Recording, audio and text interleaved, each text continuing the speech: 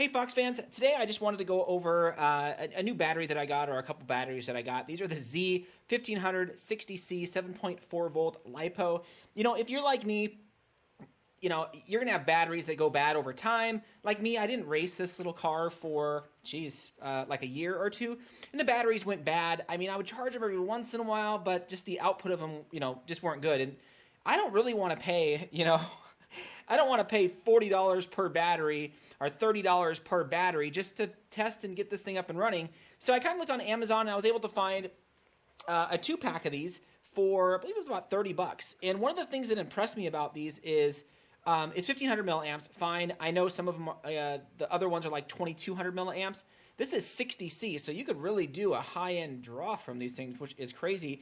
And it came, of course, with a nice T-plug or Beans plug, whatever, you know, whatever people call them nowadays.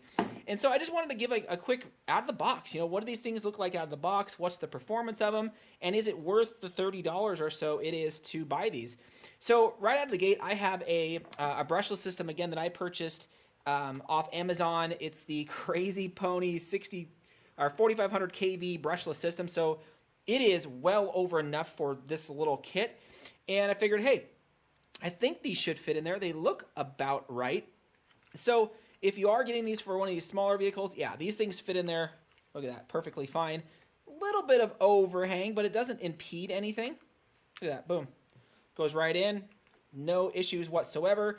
And this thing is, I mean, it's crazy. Performance-wise, it is very bursty. I mean, very similar to some of the newer packs, but still, 60C, that's very, very good.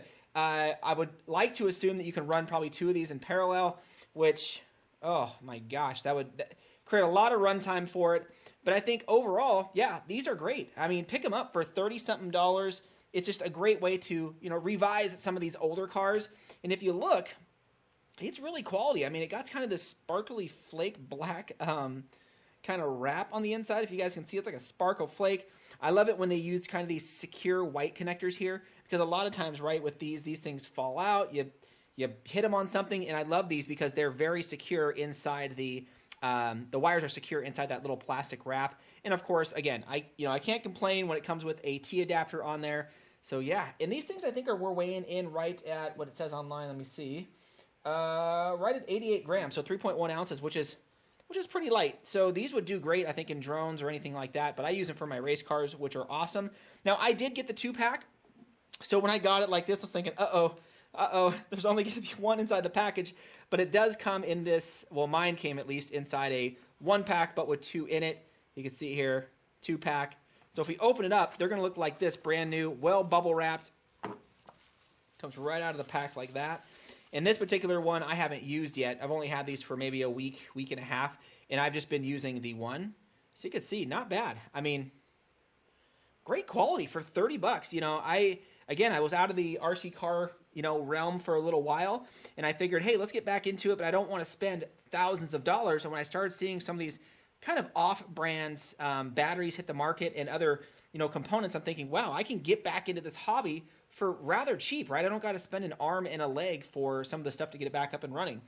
But yeah, the 2-pack for about 30 bucks, I highly recommend it. Again, this is kind of just a quick, you know, video of what you get out of the box and the performance. I've had no issues with these whatsoever.